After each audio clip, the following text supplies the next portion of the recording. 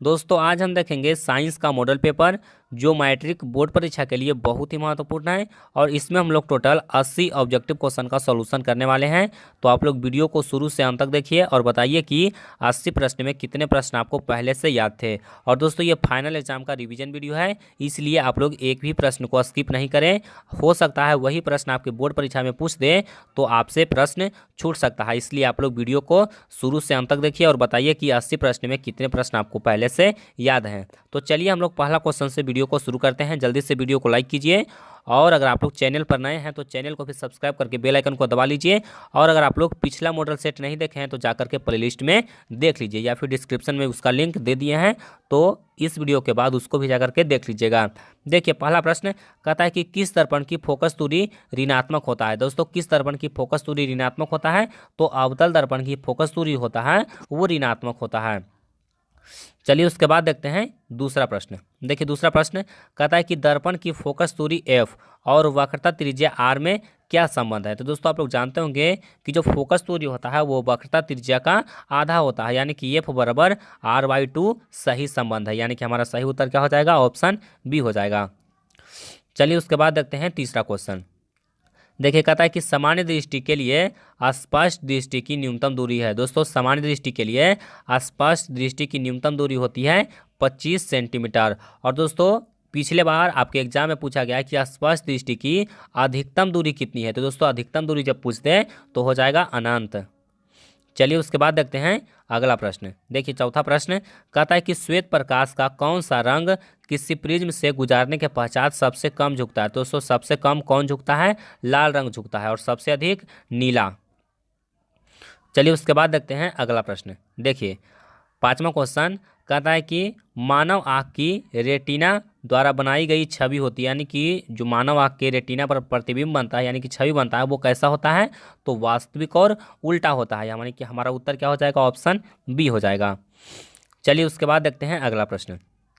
देखिए कहता है कि आकाश का रंग नीला प्रतीत होता है। दोस्तों आकाश का रंग नीला क्यों प्रतीत होता है, तो जो उसमें नीला रंग का प्रकीर्णन अधिक होता है, यानी कि प्रकाश के प्रकीर्णन के कारण। चलिए उसके बाद देखते हैं अगला प्रश्न। देखिए कहता है किस दर्पण से वस्तु का बड़ा प्रतिबिंब बनता है। दोस्तों कहता है कि किस दर्पण से वस्तु का प्रतिबिंब बड़ा बनता है, तो अवतल दर्पण से वस्तु का बड़ा प्रतिबिंब बनता है, इसलिए अवतल दर्पण का उपयोग हम लोग दाढ़ी बनाने वाले दर्पण में करते हैं। और दोस्तों एक प्रश्न आपके लिए है होमवर्क के रूप में कि आप लोग बताइए कि जो मोटर वाहन का हेडलाइट होता है, यानी कि मोटर वाहन का जो हेडलाइट होता है उसमें कौन सा दर्पण प्रयोग किया जाता है। अगर आपको उत्तर पता है तो जल्दी से कमेंट करके इसका आंसर बताइए। चलिए उसके बाद हम लोग देखते हैं आठवां क्वेश्चन को। देखिए कहता है कि निम्नलिखित में से कौन सा लेंस निकट दृष्टि दोष को ठीक करने के लिए उपयोग किया जाता है। दोस्तों निकट दृष्टि के लिए हम लोग किस लेंस का प्रयोग करते हैं, तो अवतल लेंस का प्रयोग करते हैं, यानी कि निकट दृष्टि दोष के लिए हम लोग अवतल लेंस और दूर दृष्टि के लिए उत्तल लेंस। चलिए उसके बाद देखते हैं नौवां क्वेश्चन, बहुत महत्वपूर्ण है। कहता है कि निम्नांकित में से कौन उपकरण विद्युत धारा की उपस्थिति दर्शाता है। दोस्तों विद्युत धारा हम लोग कौन से उपकरण से मापते हैं, तो विद्युत धारा हम लोग आमीटर से और गैल्वेनोमीटर से मापते हैं। तो देखिए आपको ऑप्शन में आमीटर नहीं दिया हुआ है, सिर्फ गैल्वेनोमीटर दिया हुआ है, तो हमारा उत्तर क्या होगा, गैल्वेनोमीटर होगा। और अगर गैल्वेनोमीटर ना दे करके आमीटर रहेगा तो हमारा उत्तर होगा वो आमीटर होगा। चलिए उसके बाद देखते हैं 10वां क्वेश्चन। कहता है कि दाएं हाथ के अंगूठे का नियम को किसने प्रतिपादित किया। तो दोस्तों इसको मैक्सवेल ने प्रतिपादित किया, हमारा उत्तर क्या हो जाएगा, ऑप्शन डी हो जाएगा, मैक्सवेल। चलिए उसके बाद देखते हैं अगला प्रश्न। देखिए कहता है विभवांतर का ये सही मात्रक होता है। दोस्तों विभवांतर का ये सही मात्रक क्या होता है, तो विभवांतर का ये सही मात्रक होता है वोल्ट। चलिए उसके बाद देखते हैं अगला प्रश्न।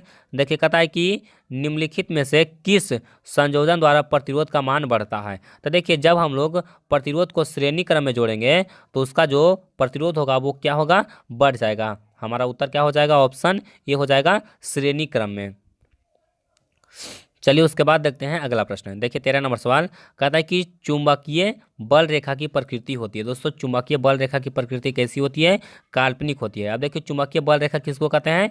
तो मान लीजिए कि यह एक चुंबक है, इसका नॉर्थ पोल है और ये इसका साउथ पोल है। तो देखिएगा कि उसका जो बल रेखा होता है वो कुछ इस तरह से होता है, आप लोग बुक में भी देखे होंगे, फिगर में इस तरह से होता है।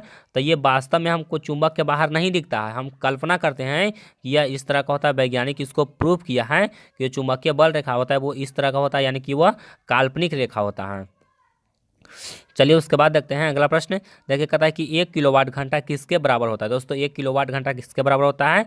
तो इसका उत्तर हो जाएगा 3.6 गुने 10⁻6 जूल के बराबर, यानी कि ऑप्शन सी हमारा यहाँ पर बिल्कुल सही आंसर होगा। चलिए उसके बाद देखते हैं अगला प्रश्न। देखिए 15 नंबर सवाल कहता है कि नवीकरणीय ऊर्जा का स्रोत है। दोस्तों नवीकरणीय ऊर्जा का स्रोत कौन हो जाएगा इसमें? तो देखिए यहाँ पर हो जाएगा सौर ऊर्जा, यानी कि ऑप्शन भी यहाँ पर बिल्कुल सही आंसर है। चलिए उसके बाद देखते हैं अगला प्रश्न। देखिए कहता है कि कौन सा लेंस अपसारी लेंस भी कहा जाता है, यानी कि कौन सा लेंस को अपसारी लेंस कहा जाता है? तो अभिसारी उत्तल और अपसारी अवतल। चलिए उसके बाद देखते हैं अगला प्रश्न। देखिए कहता है कि प्रकाश का प्राथमिक वर्ण है। दोस्तों प्रकाश का प्राथमिक वर्ण यानी कि रंग कौन कौन होता है? तो लाल, हरा और नीला होता है। लेकिन ऑप्शन में आपको लाल, हरा, नीला तीनों दिया हुआ है, तो हमारा उत्तर हो जाएगा उपयुक्त सभी। चलिए उसके बाद देखते हैं अगला प्रश्न। कहता है कि निम्नलिखित में से कौन नेत्र का रंगीन भाग होता है? दोस्तों नेत्र का रंगीन भाग यानी कि आंख का जो रंगीन भाग होता है वो होता है आइरिस। कौन होता है? आइरिस होता है। चलिए उसके बाद देखते हैं अगला प्रश्न। देखिए कहता है कि 1 HP बराबर होता है, तो 1 HP बराबर होता है 746 वाट।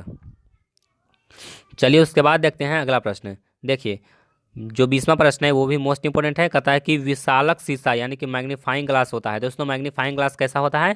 तो देखे होंगे आप लोग, आपके इंस्ट्रूमेंट बॉक्स में या फिर कहीं पे इस तरह से एक डंटी लगा हुआ रहता है और इसमें लेंस लगा हुआ रहता है। देखिए इसमें बीच में लेंस लगा हुआ रहता है, तो इसी को कहा जाता है मैग्नीफाइंग ग्लास। तो इसमें कौन सा लेंस होता है? तो इसमें उत्तल लेंस होता है। कौन सा लेंस होता है? उत्तल लेंस होता है, यानी कि हमारा उत्तर क्या होगा? ऑप्शन बी होगा।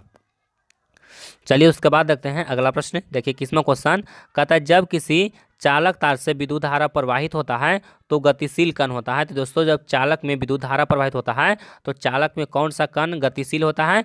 तो उसमें इलेक्ट्रॉन गतिशील होता है। कौन सा कण होता है? इलेक्ट्रॉन होता है, वो गतिशील होता है। चलिए उसके बाद देखते हैं नेक्स्ट क्वेश्चन।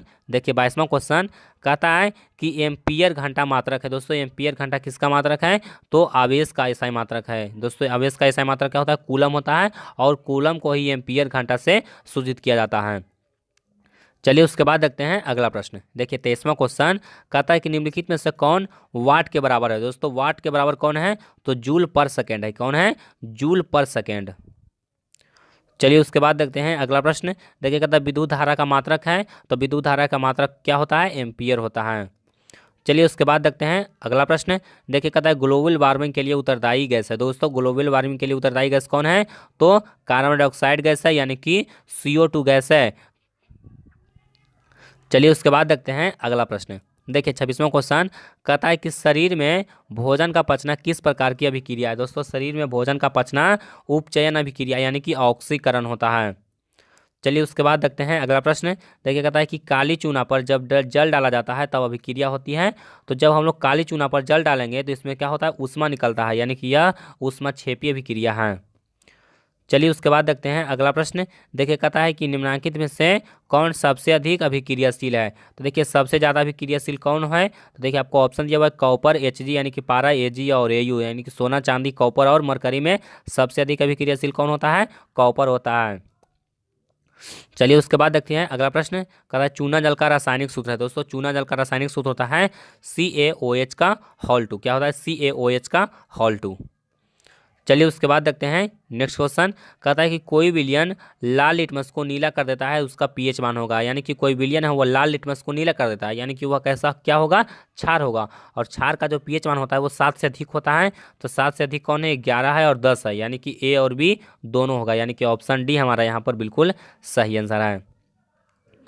चलिए उसके बाद देखिए अगला प्रश्न 31वां सवाल, ये भी मोस्ट इंपोर्टेंट सवाल है। देखिए कहता है कि एल्काइन में कार्बन कार्बन के बीच कितने सहसंयोजक बंध होते हैं? दोस्तों एल्काइन में क्या होता है? कार्बन कार्बन के बीच में ट्रिपल बॉन्ड होता है। हमारा उत्तर क्या हो जाएगा? ऑप्शन सी हो जाएगा। चलिए उसके बाद देखते हैं अगला प्रश्न, बहुत आसान है। ग्लूकोज का आणविक सूत्र, ग्लूकोज का आणविक सूत्र क्या होता है? C6H12O6, यानी कि ऑप्शन ए यहाँ पर बिल्कुल सही है। चलिए उसके बाद देखते हैं, देखिए कहता है कि उच्च वाष्पीय अम्लों के सोडियम लवण कहलाते हैं। तो दोस्तों उच्च वाष्पीय अम्लों को सोडियम लवण को कहा जाता है साबुन कहा जाता है। क्या कहा जाता है? साबुन कहा जाता है।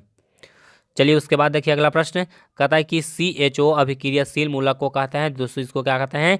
एल्डिहाइड कहते हैं। CHO के किसको कहते हैं? CHO को क्या कहते हैं? एल्डिहाइड कहते हैं। OH किसको कहते हैं? अल्कोहल को कहते हैं। COOH किसको कहते हैं? अम्ल को कहते हैं। तो इस तरह से आप लोग सभी अभिक्रियाशील मूलक को याद कर लीजिए। चलिए उसके बाद देखिए अगला प्रश्न, कहता है कि आवर्त सारणी में किसी आवर्त में बाएं से दाएं जाने पर परमाणु की त्रिज्या। तो दोस्तों जब हम लोग बाएं से दाएं जाएंगे तो परमाणु का त्रिज्या है वो घटता जाता है। क्या होता है? परमाणु का त्रिज्या है वो घटता जाता है। चलिए उसके बाद देखिए अगला प्रश्न, देखिए कहता है कि निम्नांकित तत्वों में उसके धातुई गुण के अनुसार बढ़ते क्रम में सजाएं। तो दोस्तों धातुई गुण के अनुसार अगर हम लोग अधातु गुण के अनुसार हमको सजाना है तो सबसे पहले होगा लिथियम, बेरिलियम, कार्बन, ये हो जाएगा, यानी कि ऑप्शन बी हमारे यहाँ पर बिल्कुल सही आंसर होगा। चलिए उसके बाद देखिए अगला प्रश्न, देखिए कहता है कि सिलिकॉन क्या है? तो दोस्तों सिलिकॉन क्या है? तो सिलिकॉन एक उपधातु है। क्या है? सिलिकॉन एक उपधातु है। चलिए उसके बाद देखते हैं अगला प्रश्न, देखिए 38वां क्वेश्चन, कहते हैं निम्नलिखित में से कौन विद्युत धनात्मक तत्व है? दोस्तों विद्युत धनात्मक तत्व कौन है? तो यहाँ पर हो जाएगा हमारा उत्तर सोडियम, यानी कि सोडियम है वो त्याग करता है, इलेक्ट्रॉन का त्याग करता है। तो यह कैसा हो जाता है? धनात्मक हो जाता है। चलिए उसके बाद देखते हैं अगला प्रश्न, देखिए कहता है टिहरी बांध का निर्माण किस प्रदेश में किया गया है? दोस्तों टिहरी बांध कहाँ है? तो टिहरी बांध है उत्तराखंड में। कहाँ है? उत्तराखंड में है। चलिए उसके बाद देखते हैं अगला प्रश्न, देखिए कहता है निम्नलिखित में से किस धातु को किरोसिन में डुबाकर रखते हैं? दोस्तों किरोसिन में हम लोग डुबाकर किसको रखते हैं? तो सोडियम को हम लोग किरोसिन में डुबा करके रखते हैं। चलिए उसके बाद देखते हैं, कहता है कि अपमार्जक से बनाए जाते हैं। दोस्तों अपमार्जक से क्या बनाए जाते हैं? तो देखिए आपको सर्फ एक्सल, उसके बाद दिया हुआ शैम्पू, उसके बाद दिया हुआ इजी सर्फ, उसके बाद दिया हुआ उपयुक्त सभी। तो दोस्तों सर्फ एक्सल से हम लोग तीनों को बनाते हैं। तो हमारा उत्तर क्या होगा? ऑप्शन डी होगा, उपयुक्त सभी।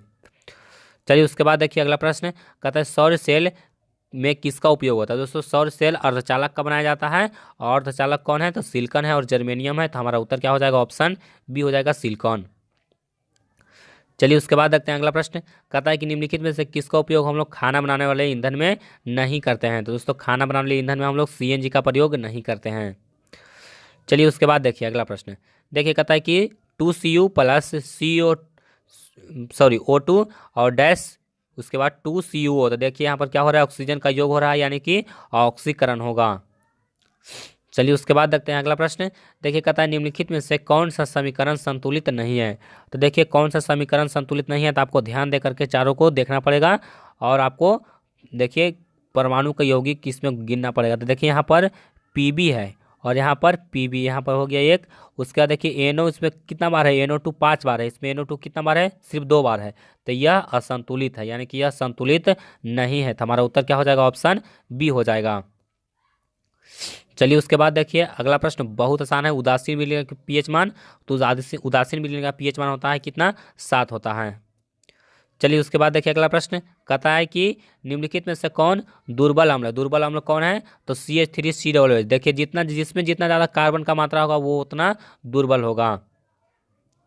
चलिए उसके बाद देखिए अगला प्रश्न, कहता है कि क्रायोलाइट अयस्क है। दोस्तों क्रायोलाइट, कोरंडम, ये सब किसका अयस्क है? तो एल्यूमिनियम का अयस्क है। चलिए उसके बाद देखते हैं अगला प्रश्न, देखिए कहता है कि पोटेशियम का परमाणु संख्या। तो पोटेशियम का परमाणु संख्या 19, कैल्शियम का 20। उसके बाद देखिए अगला प्रश्न, कहता है कि फॉर्मिक अम्ल का IUPAC नाम। तो देखिए फॉर्मिक अम्ल है वो चींटी के डंक में पाया जाता है। और दोस्तों फॉर्मिक अम्ल का IUPAC नाम क्या होता है? मेथेनोइक अम्ल। क्या होता है? मेथेनोइक अम्ल। चलिए उसके बाद देखिए कहता है कि इथाइल अल्कोहल का अणुसूत्र। दोस्तों इथाइल अल्कोहल का अणुसूत्र क्या होगा? तो इथाइल यानी कि ईथ में 2 कार्बन, तो यहाँ पर हो जाएगा क्या चीज़? C2H5OH। उसके बाद देखिए अगला प्रश्न 52, देखिए कहता है कि एल्काइन कौन है? दोस्तों एल्काइन इसमें कौन है? तो आप लोग देखिए एल्काइन इसमें हो जाएगा C2H2। उसके बाद देखिए चीनी का रासायनिक सूत्र पूछा गया है। तो चीनी का रासायनिक सूत्र बहुत आसान है, C12H22O11। चलिए उसके बाद देखिए कहता है कि एसिटिलीन में कार्बन कार्बन के बीच में कितने सहसंयोजक का बंध होते हैं? तो एसिटिलीन होता है C2H2, और इसमें कार्बन कितना, कार्बन कार्बन के बीच में कितना बॉन्ड होता है? ट्रिपल बॉन्ड होता है, यानी कि हमारा उत्तर क्या हो जाएगा? ऑप्शन डी हो जाएगा।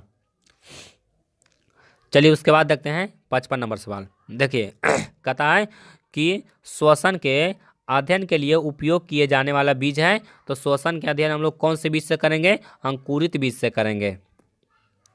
चलिए उसके बाद देखिए अगला प्रश्न कहता है कि मानव वृक्क यानी कि मानव का जो किडनी है किस प्रणाली का एक हिस्सा है? तो मानव का जो किडनी है वो उत्सर्जन से संबंधित है। चलिए उसके बाद देखिए 57 नंबर सवाल कहता है कि पौधे में जाइलम निम्नलिखित में से किसके परिवहन के लिए जिम्मेदार है? तो जाइलम जल से, जाइलम यानी कि जल से जाइलम, जल से जल, तो पानी हो जाएगा। उसके बाद देखिए अगला प्रश्न कहता है कि 58 नंबर कहता है कि श्वसन के दौरान कौन सी गैस निकलती है? तो आपको पता होगा कि श्वसन के दौरान कौन सा गैस निकलता है? तो कार्बन डाइऑक्साइड गैस निकलता है। चलिए उसके बाद देखिए अगला प्रश्न कहता है कि फलों को पकाने को कहता है कि निम्न में से किससे नियंत्रित किया जाता है? दोस्तों फलों को पकना हम लोग किससे नियंत्रित कर सकते हैं? तो हमारा आंसर हो जाएगा इथिलीन, इसी को एसिटिलीन भी कहा जाता है। चलिए उसके बाद देखिए अगला प्रश्न कहता है कि न्यूरॉन का वह हिस्सा जहां जानकारी हासिल की जाती है। दोस्तों न्यूरॉन का वह हिस्सा जहां जानकारी हासिल की जाती है वो कौन सा है? डेंड्राइट है। क्या है? डेंड्राइट, यानी कि ऑप्शन ए यहाँ पर बिल्कुल सही आंसर होगा, डेंड्राइट। उसके बाद देखिए अगला प्रश्न कहता है कि निम्नलिखित में से कौन आपातकाल हार्मोन है? दोस्तों आपातकाल हार्मोन कौन है? तो देखिए आपको ऑप्शन देखना पड़ेगा। तो देखिए 61 का सही आंसर क्या हो जाएगा? तो एड्रीनलिन कहा जाता है। क्या कहा जाता है? एड्रीनलिन, यानी कि ऑप्शन ए यहाँ पर बिल्कुल सही आंसर है। चलिए उसके बाद देखते हैं अगला प्रश्न। देखिए 62 नंबर सवाल कहता है कि निम्नलिखित में से कौन सी अनैच्छिक क्रिया नहीं है? दोस्तों अनैच्छिक क्रिया कौन नहीं है? तो अनैच्छिक क्रिया यहाँ पर हो जाएगा चबाना नहीं है। चबाना हम लोग अपनी इच्छा के अनुसार चबा सकते हैं, यानी कि यह ऐच्छिक क्रिया है। चलिए उसके बाद देखिए कहता है कि मानव का गर्भ का अवधि कितना होता है? आप लोग जानते होंगे, बहुत आसान क्वेश्चन है। कितना होता है? 9 मंथ, यानी कि 9 मंथ को हम लोग 30 से मल्टीप्लाई करेंगे तो कितना होगा? 270 दिन होगा, यानी कि हमारा उत्तर क्या हो जाएगा? ऑप्शन ए हो जाएगा। उसके बाद देखिए अगला प्रश्न कहता है कि गंगा एक्शन प्लान कब शुरू हुआ? तो 1985 में। कब हुआ था? 1985 में, यानी कि ऑप्शन बी यहाँ पर बिल्कुल सही आंसर होगा। चलिए उसके बाद देखिए कहता है कि मुकुलन द्वारा अलैंगिक जनन किस में होता है? दोस्तों मुकुलन के द्वारा अलैंगिक जनन किस में होता है? तो मुकुलन के द्वारा अलैंगिक जनन होता है ईस्ट में। किस में होता है? ईस्ट में होता है। हमारा उत्तर क्या हो जाएगा? ऑप्शन ए हो जाएगा। चलिए उसके बाद देखिए कहता है कि निम्नलिखित में से कौन सा बीमारी श्वसन तंत्र से संबंधित है? तो देखिए श्वसन तंत्र से देखिए कौन कौन संबंधित है? तो देखिए आपको ऑप्शन दिया गया है डायरिया, टीबी, निमोनिया। तो देखिए यहाँ पर हो जाएगा डायरिया, यहाँ पर हो जाएगा यहाँ पर देखिए कौन कौन सा रोग है? वो श्वसन तंत्र, यानी कि श्वास लेने में हम जो बाधा डालता है। तो यहाँ पर कौन कौन हो जाएगा? तो यहाँ पर हो जाएगा टीबी, एक होता है टीबी और दूसरा होता है निमोनिया। क्या होता है? टीबी और निमोनिया, यानी कि आदमी को टीबी अगर हो जाता है तो उसको सांस लेने में प्रॉब्लम होता है, और निमोनिया में भी सांस लेने में प्रॉब्लम होता है, यानी कि हमारा उत्तर क्या हो जाएगा? बी एवं सी दोनों। चलिए उसके बाद देखते हैं अगला प्रश्न। देखिए 67 नंबर सवाल, इसमें बहुत सारे स्टूडेंट का कन्फ्यूजन रहता है। देखिए कहता है कि मनुष्य और अन्य मांसाहारी जीव निम्नलिखित में से किसका पाचन नहीं कर पाते हैं? तो वह सेलुलोज का पाचन नहीं कर पाते हैं। चलिए उसके बाद देखते हैं अगला प्रश्न। देखिए कहता है कि ब्रेन हैमरेज का मुख्य कारण क्या होता है? दोस्तों ब्रेन हैमरेज का मुख्य कारण क्या होता है? तो हाइपरटेंशन होता है। क्या होता है? हाइपरटेंशन। चलिए उसके बाद देखते हैं अगला प्रश्न। कहता है कि निम्न में से कहता है कि परजीवी पादप का उदाहरण है। दोस्तों परजीवी पादप, यहाँ देखिए पादप मतलब होता है पेड़ पौधा। दोस्तों यहाँ पर आपको ध्यान देना है, परजीवी मतलब होता है, परजीवी पादप पूछा गया है। दोस्तों परजीवी मतलब होता है दूसरे पर आश्रित रहना, और इसमें पादप है। तो देखिए यहाँ पर बैक्टीरिया, जीवाणु, कवक, ये सब क्या है? तो ये सब है वो जीव है, लेकिन पादप कौन है? तो कसकूटा है। क्या है? कसकूटा। कसकूटा है, इसको कहा जाता है अमरलता। तो हमारा उत्तर क्या हो जाएगा? यहाँ पर हो जाएगा आंसर बी हो जाएगा। चलिए उसके बाद देखते हैं अगला प्रश्न। देखिए कहता है कि हृदय से रक्त को संपूर्ण शरीर में पंप किया जाता है, तो किसके द्वारा पंप किया जाता है? तो निलय के द्वारा पंप किया जाता है। चलिए उसके बाद देखते हैं अगला प्रश्न। देखिए कहता है कि हाइड्रा में अलैंगिक जनन की विधि है। दोस्तों हाइड्रा में अलैंगिक जनन की विधि कौन सा है? तो मुकुलन के द्वारा होता है। चलिए उसके बाद देखिए कहता है जनन संचालित रोग है। दोस्तों जनन संचालित रोग कौन है? तो देखिए सिफिलिस, एड्स, गोनोरिया तीनों है, तो हमारा उत्तर क्या हो जाएगा? ऑप्शन डी हो जाएगा। चलिए उसके बाद देखते हैं अगला प्रश्न। कहता है कि पुष्प का सबसे बाहरी भाग है। दोस्तों पुष्प का यानी कि फूल का बाहरी भाग होता है बाह्य दल पुंज। चलिए उसके बाद देखिए अगला प्रश्न। कहता है कि ब्लड ग्रुप ए का एंटीबॉडी होता है। दोस्तों ब्लड ग्रुप ए का एंटीबॉडी कौन होता है? बी होता है, यानी कि ऑप्शन सी यहाँ पर सही होगा। चलिए उसके बाद देखते हैं अगला प्रश्न। कहता है कि रक्त में ग्लूकोज की मात्रा को निम्नांकित रूप से कौन नियंत्रित नहीं करता है? दोस्तों इसमें बहुत सारा स्टूडेंट का कंफ्यूजन है। इसका उत्तर क्या हो जाएगा? गैस्ट्रिन होगा। इसका उत्तर क्या होगा? गैस्ट्रिन होगा। और दोस्तों ये 100% सही आंसर है। अगर आपको कोई गलत बताया है तो आप उस पर विश्वास नहीं कीजिए। इसका उत्तर क्या हो जाएगा? गैस्ट्रिन हो जाएगा। चलिए उसके बाद देखिए अगला प्रश्न। कहता है कि पादप वृद्धि हार्मोन। दोस्तों पादप वृद्धि हार्मोन कौन है, यानी कि पेड़ पौधे को बढ़ने में सहायक कौन है? तो जिबरेलिन है। चलिए उसके बाद देखते हैं अगला प्रश्न। देखिए कहता है कि हार्मोन स्रावित होता है। दोस्तों हार्मोन है वो कहाँ से स्रावित होता है? तो अंतःस्रावी ग्रंथियों द्वारा स्रावित होता है। चलिए उसके बाद देखिए अगला प्रश्न। कहता है कि मनुष्य के मुख गुहा में कितने जोड़े लाल ग्रंथियां पाई जाती हैं? तो 3 जोड़े लाल ग्रंथियां पाई जाती है। हमारा उत्तर क्या होगा? ऑप्शन सी होगा। चलिए उसके बाद देखिए अगला प्रश्न। देखिए कहता है कि एंड्रोजन है। एंड्रोजन क्या है? दोस्तों एंड्रोजन क्या है? तो एंड्रोजन एक आप लोग जानते होंगे कि हार्मोन है। तो यहाँ पर देखिए एंड्रोजन क्या है? एंड्रोजन, तो दोस्तों एंड्रोजन है वो एक मेल हार्मोन है, यानी कि जो मेल में होता है वो होता है एंड्रोजन, और एस्ट्रोजन होता है वो फीमेल में होता है। चलिए उसके बाद देखते हैं अगला प्रश्न। देखिए कहता है कि मटर को अपने प्रयोग में कौन चुना था? दोस्तों मटर को अपने प्रयोग में कौन चुना था? तो मेंडल ने चुना था, यानी कि हमारा उत्तर क्या हो जाएगा? ऑप्शन ए हो जाएगा। तो दोस्तों उम्मीद करता हूं कि ये वीडियो आपको पसंद आया होगा। उसके बाद यहाँ पर सेक्शन भी है, यानी कि सब्जेक्टिव क्वेश्चन है। तो अगर आपको सब्जेक्टिव क्वेश्चन का भी आंसर चाहिए तो आप हमको इस वीडियो में कमेंट कीजिए कि हम सर हमको सब्जेक्टिव का भी आंसर चाहिए, तो जल्दी से हम उसका सब्जेक्टिव का भी आंसर बना देंगे। अगर नहीं चाहिए तो आप लोग छोड़ सकते हैं। आप लोग ऑब्जेक्टिव क्वेश्चन का तैयारी यहाँ तक कर लिए हैं तो जल्दी से वीडियो को लाइक कीजिए, और आपको वीडियो कैसा लगा ये भी बताइए। और चैनल पर नए हैं तो चैनल को भी सब्सक्राइब कर लीजिए।